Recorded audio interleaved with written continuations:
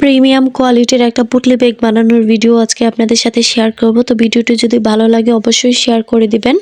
এখানে আমি 16 ইঞ্চি পরিমাণ স্কোয়ার করে একটা কাপড় নিয়ে নিয়েছি। 4 কর্নারে 16 ইঞ্চি থাকবে। তো এই কাপড়টাকে এখন 4 ভাঁজ করে নিব। 4 ভাঁজ করে 8 ইঞ্চি রাউন্ড শেপ দিয়ে কেটে নিব।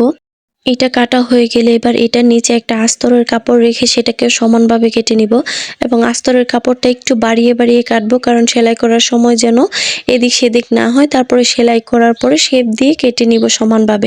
এই ক্লিপসটুকু নিতে আমি ভুলে গিয়েছিলাম আপুরা, আপনারা এখানে 1.5 ইঞ্চি বা 2 ইঞ্চি পরিমাণ বক্রম নিয়ে সেটাকে রাউন্ড শেপ করে কেটে উপরে আস্তরের কাপড়টা দিয়ে ঢেকে নেবেন। এবার এটা আস্তরের কাপড়ে কভার করে নেবেন, এতে পুটলি ব্যাগের নিচের শেপটা সুন্দর আসবে। ভেলভেট কাপড় সেলাই করার সময় বড় হয়ে যায়, সেজন্য আস্তরের কাপড় রেখে এটাকে আমরা পিন আপ করে নিব। এই রাউন্ড শেপটা ধীরে ধীরে সেলাই করার চেষ্টা করবেন এবং সেলাই করা শেষ হলে সাইডে একটুখানি সেলাই বাকি রাখবেন কাপড়টাকে উল্টিয়ে নেওয়ার জন্য।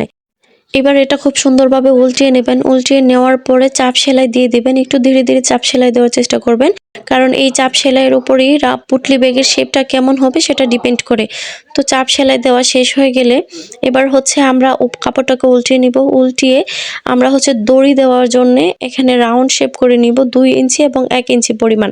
তো রাউন্ড শেপটাও সুন্দর করে সেলাই করে নিব। এখানে দুটো সেলাই দিতে হবে, একটা সেলাই দেওয়ার পরে আরেকটা সেলাই 1 ইঞ্চি পরিমাণ বেশি করে দিতে হবে।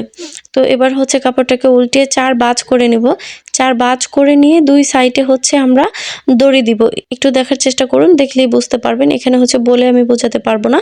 তো এই এভাবে করে আপনারা উপরের সাইডের কাপড়টা কাটবেন। হ্যাঁ, একটা আমি অফ ক্যামেরা করেছিলাম আর একটা আপনাদের কেটে দেখাচ্ছি। এভাবে একদম অল্প করে কাটবেন। এবার একটা ক্লিপের সাহায্যে দুই সাইডে 2টা দড়ি দিয়ে দিবেন। দড়িগুলো দেওয়া শেষ হলে 4টা ফিতাতে আমি 4টা ফুল দিয়ে দিব, দেখতে সুন্দর লাগবে, সেজন্য এটা ঝুলে থাকলে অনেক বেশি সুন্দর লাগে। তো ফুলগুলো দেওয়া শেষ হয়ে গেছে, এখনো কিছু কাজ বাকি আছে। এখানে পুঁথি দিয়ে একটা ফিতা তৈরি করতে হবে। তো পুঁথি দিয়ে ফিতাটা তৈরি করা হয়ে গেছে। আমার ভিডিওটা কেমন লেগেছে আপনারা জানাতে বলবেন না। এবং এটা আমার প্রথম টিউটোরিয়াল ভিডিও। অনেক বক করে ফেলেছি, লম্বা একটা ভিডিও হয়ে গেছে। আশা করি ধৈর্য ধরে আপনারা ভিডিওটি দেখেছেন এবং দেখার জন্য ধন্যবাদ সবাইকে।